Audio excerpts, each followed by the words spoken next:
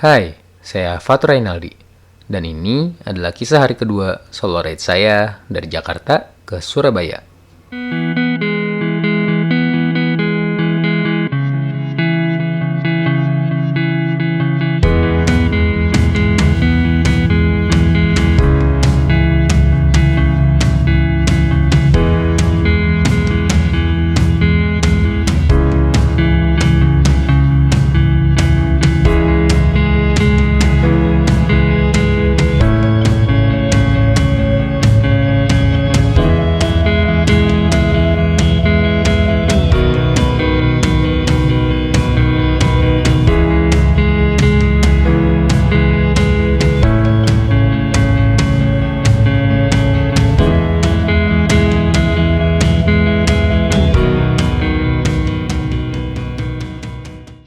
Yo, sekarang adalah hari kedua. Gue masih di hotel yang di Purwokerto. Tadi gue sudah sarapan dulu. Tadi gue udah keluar sempet nyari sarapan, bikin video juga.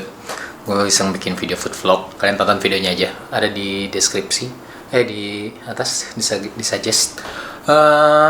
Jadi hari ini gue akan riding ke Solo. Pada akhirnya gue memutuskan untuk riding selama 3 hari nih ke Surabaya. Jadi gue hari ini nggak langsung ke Surabaya, tapi gue ke Solo dulu.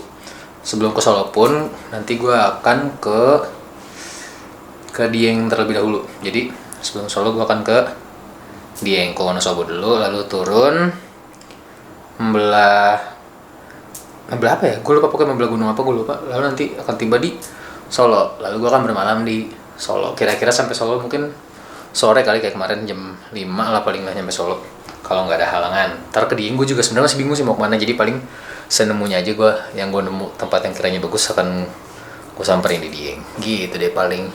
Kayaknya sekarang udah waktu kita berangkat ya, sebelum makin siang waktunya. Let's go.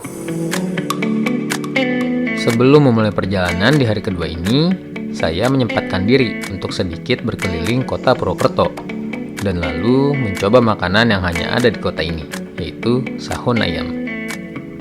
Seusai mencoba makanan tersebut, saya pun kembali ke hotel untuk kemudian langsung mempersiapkan diri untuk bergegas melanjutkan perjalanan menuju ke Surakarta. Perjalanan hari kedua ini saya mulai sekitar pukul 11 siang.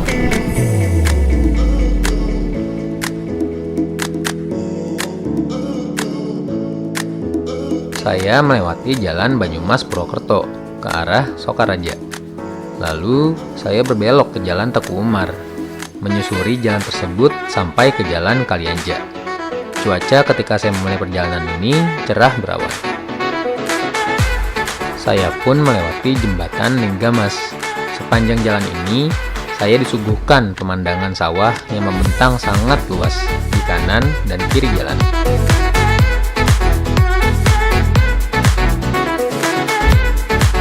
Sampai di pertigaan dekat Kecamatan Kemangkon, saya berbelok ke kanan ke arah Banjarnegara.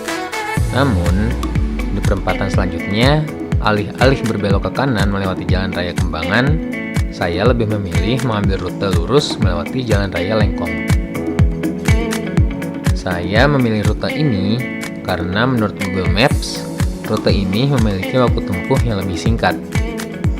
Pemilihan rute ini membuat saya tidak akan melewati pusat kota Banjarnegara, yang juga berarti saya tidak akan melewati pusat kota Wonosobo menuju ke arah Dieng, melainkan melewati desa Banjarmangu.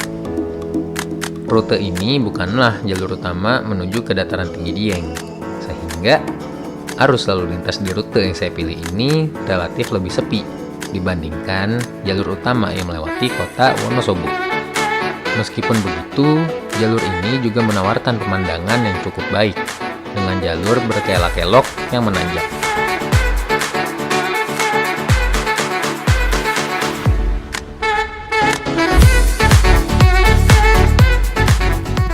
Di daerah Karangkobar, saya mengisi penuh bensin saya terlebih dahulu.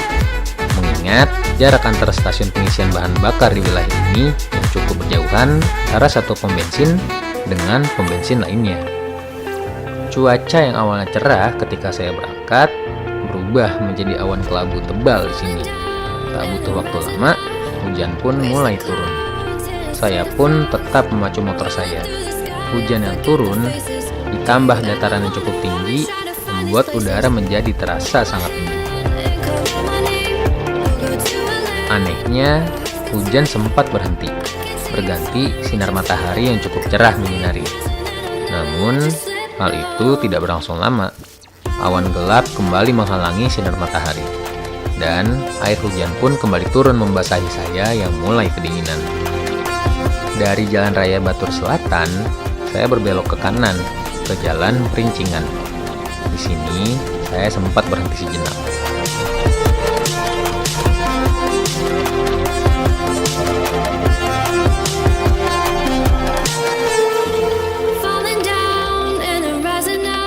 Menjelang sampai ke wilayah paling atas di dataran tinggi Dieng, tanjakan di jalur yang saya lewati semakin curam, membuat saya harus membuka gas motor saya lebih dalam sambil harus tetap berhati-hati.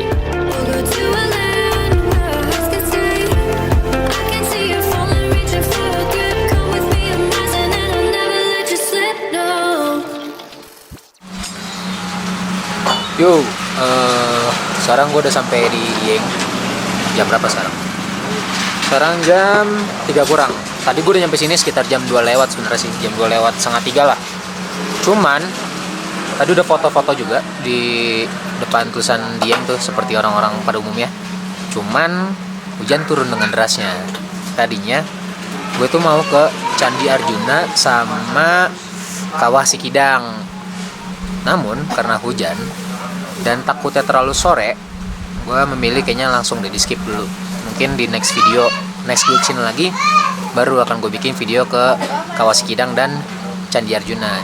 Jadi kayaknya sekarang nih hujan udah agak reda, paling gue mau langsung cabut ke Solo. Untuk selanjutnya kita nginep di Solo, besok kita langsung berangkat ke Surabaya. Oke. Baru saja saya mulai kembali berkendara, hujan langsung kembali turun. Udara dinginnya menusuk sampai ke tulang. Untuk saya yang setiap harinya berkendara di tengah kemacetan Jakarta dengan udaranya yang panas, tentu semuanya langsung berbanding terbalik di sini. Oh iya, saya berkendara ke arah Wonosobo. Namun, di pertigaan Desa Tambi, saya berbelok ke kiri.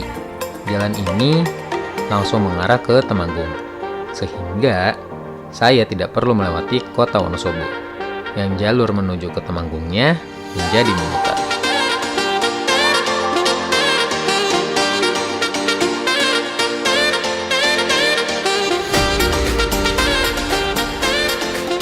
Saya terus berkendara mengikuti rute yang sudah ditentukan oleh saya sebelumnya di Google Maps.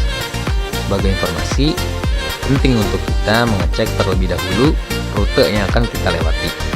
Salah satu caranya adalah dengan browsing terlebih dahulu daerah-daerah yang akan kita lewati dalam rute perjalanan kita, sehingga kita dapat memprediksi kemungkinan-kemungkinan yang akan terjadi di jalan, serta meminimalisir hal-hal yang tidak diinginkan.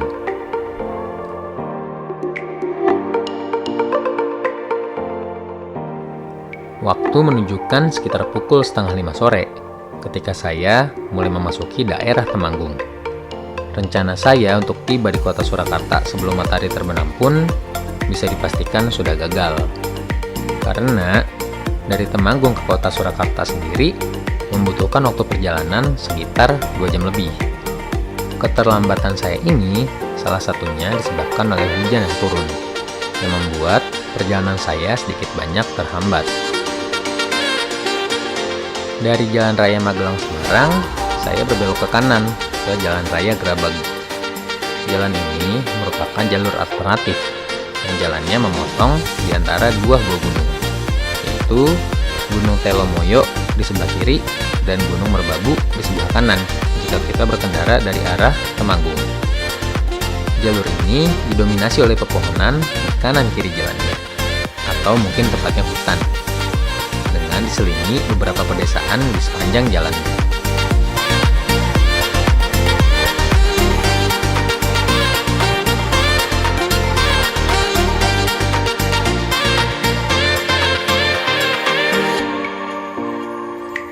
Langit nampak semakin gelap, yang menandakan Hari mulai berganti malam. Hal ini semakin memberatkan saya yang matanya minus dan juga memiliki rabun senja. Sudah minus, kacamata menjadi buram karena air hujan yang menempel di lensa kacamata, diperparah dengan rabun senja yang saya miliki ketika berkendara di saat malam tiba. Saya harus sangat ekstra hati-hati saat itu. Apalagi jalanan juga sangat sepi dan licin oleh hujan. Ketika berkendara, jangan sampai kita lengah. Sampai di pertigaan Tengaran, akhirnya saya kembali berjumpa dengan jalur utama. Saya langsung berbelok ke kanan, menuju ke arah Boyolali. Alih-alih berhenti, hujan malah turun semakin lebat. Arus lalu lintas juga cukup ramai di sore menjelang malam itu. Jalan yang hanya lurus memanjang ini membuat perjalanan jadi cukup membosankan bagi saya. Oleh karena itu, untuk bagian ini, saya buat map saja ya.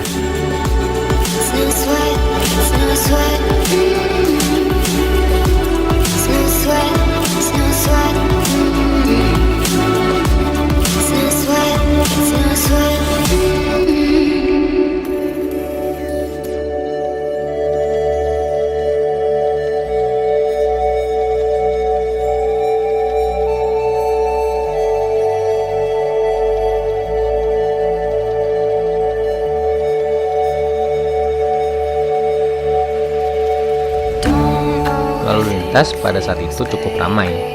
Jalur utama yang menghubungkan Salatiga dengan Boyolali ini didominasi oleh kendaraan besar seperti truk. Ruas jalan ini juga minim penerangan lampu jalan. Setelah setengah jam berkendara, saya pun tiba di Boyolali. Tinggal sedikit lagi untuk sampai di Surakarta. Namun sayang, memori kamera saya sudah penuh saat itu karena terlalu banyak mengambil gambar, sehingga tidak ada footage dari Boyolali ke Surakarta. Hingga akhirnya saya pun tiba di penginapan.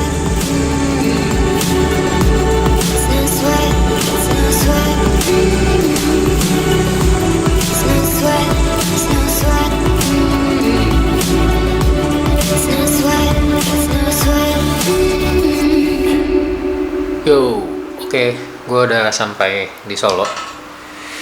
Nyampainya cukup malam ternyata.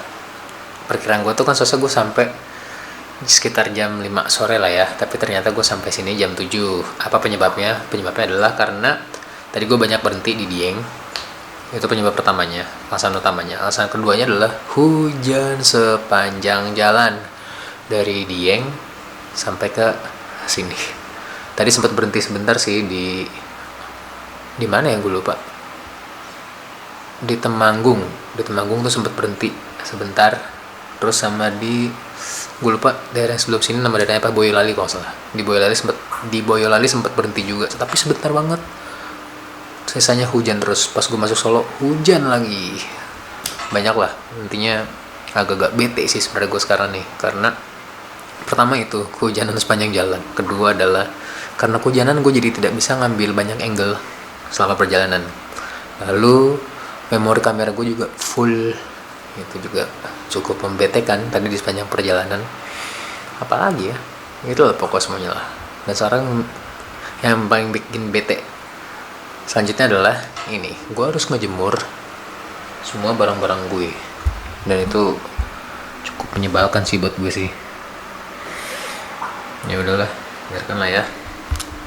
Jadi abis ini gue kayaknya mau nyari ini dulu sih, mau nyari makanan karena gue lapar. Gue belum makan dari tadi pagi. Habis makan, jadi gue langsung balik sini, lalu segera istirahat karena besok pagi kita langsung berangkat lagi ke Surabaya. Sip. Oke, kita nyari makan malam dulu ke sana.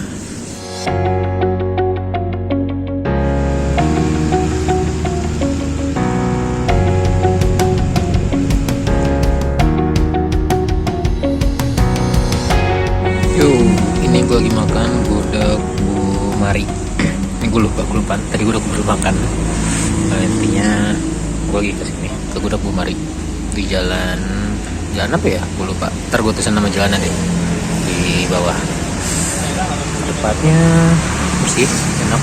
lagi nggak terlalu rame. Sini orangnya, ini menunya.